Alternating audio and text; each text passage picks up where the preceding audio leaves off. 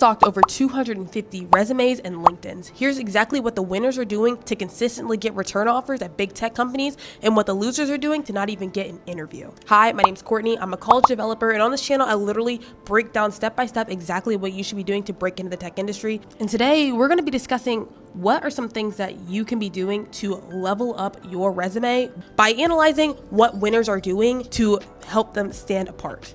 After reviewing all of these LinkedIns and resumes, one thing that I consistently see first off is that everybody has become efficient with using AI in their projects. In this modern age, the massive thing that people are saying is AI. AI is taking your jobs. AI, you're not going to be able to, get hired. Everybody's getting fired because of AI. These companies are having mass layoffs because of AI. When in actuality, AI isn't necessarily going to come after your job. It's just going to make some of the skills you have obsolete. So the question really isn't, is AI coming for my job? It's how do I evolve with AI to take advantage of this new tool? Now that's a more broad thing across everybody. Specifically, let's focus on resumes really quickly. Across the board for resumes, if they see a resume that's longer than one page, they will turn you the other direction. They will not even review it. There's absolutely almost no reason for you to have more than a one-page resume, especially if you are earlier on in your career. Now, if you have 20 plus years of experience, I can understand if your resume is a bit longer because you've had all of those experiences and real world projects. What the winners are doing to make their resume stand out is that they make AI scan their resumes. At the end of the day, at some of the bigger tech companies, your resume is going through an ATS, an applicant tracking system. This is quite literally a machine that scans your resume for all of the keywords that are listed within the job description with what they are trying to see reflected in your application. So one of the best things that you can do to kind of combat that is make sure that your resume is tailored exactly for whatever job position you are applying for. If that job says that you need to have C++ skills, you better have a project on your portfolio, on your resume that showcases those C++ skills. And if not, you better take a quick 2-hour course on LinkedIn Learning of somewhere and put that skill set on your resume. There is actually a whole study that says AI is more leaning towards resumes that are built with AI. Now, I'm not completely saying build your entire resume with AI, but I am saying if you want to have AI rewrite some of your bullet points or anything like that, make sure that you have quantifiable data on your resume. All of these things definitely help you stand out when it comes to the resume department. Additionally, having good projects and experience on the resume absolutely help you out. And if you have had no actual experience in the tech industry, whether you've not have an internship or never have a part-time job, definitely do some projects, get some of those online fellowships under your belt as well. I know a big one is the MLT program, SEO Tech Developer program. CodePath is another one as well. Here in Fellows is another super competitive program, but all of these things definitely help you stand out in your own kind of way. And it's a massive cohort, so you move with the people. You do these programs, it shows initiative and tenacity and ambition. A lot of these places want to see that. If you don't have any prior experience in the tech industry, they need to see that you're trying to do something to teach yourself the skills necessary for whatever job you're applying for. Whether you're doing cybersecurity or product management or actual software engineering, you need to showcase your skills in whatever way you can on that resume. So whether you are doing projects, participating in hackathons or cyberthons, you need to be doing something to add some collaborative experience on your resume. Now, getting out of the resume territory and really looking at the LinkedIn, this is honestly what separates the good from the great. First off, I see a lot of people doubling up on programs. So they'll have an internship with one company and they'll also be doing one of those programs I referenced earlier, the MLT, Tech SEO, things of that sort, just so they can stay up to date with the newer technologies and consistently be learning even when they are just doing the job, creating features for whatever company they're working for.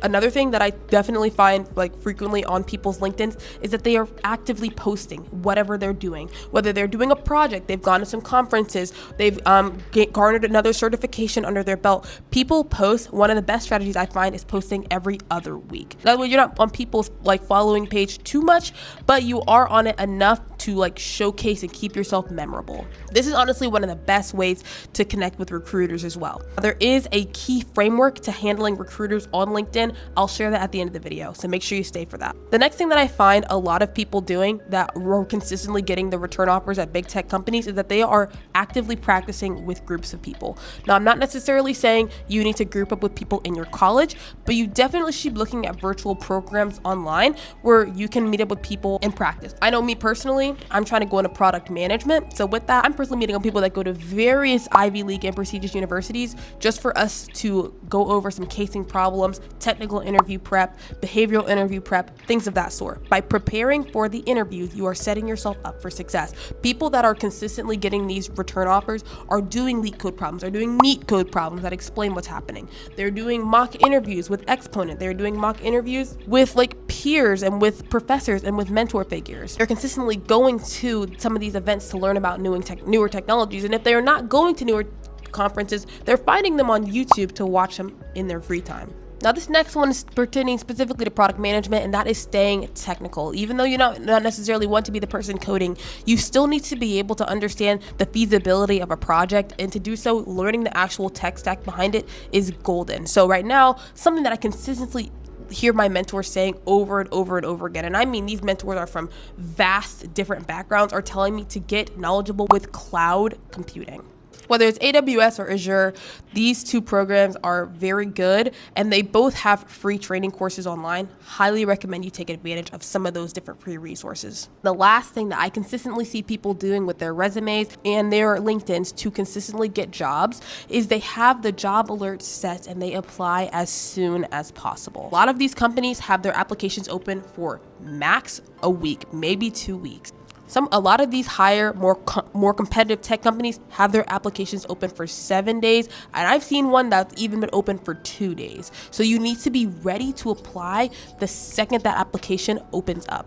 These people have an active resume ready on their computer to apply for any of these more competitive companies. And they're reaching out to people that currently work at that company, asking for possible referral letters that get them the next level of the interview process. Honestly, the referral letters and the networking is something that people don't talk about because it's not necessarily something you could put on the resume, but it's something that you can take advantage of through LinkedIn's platform.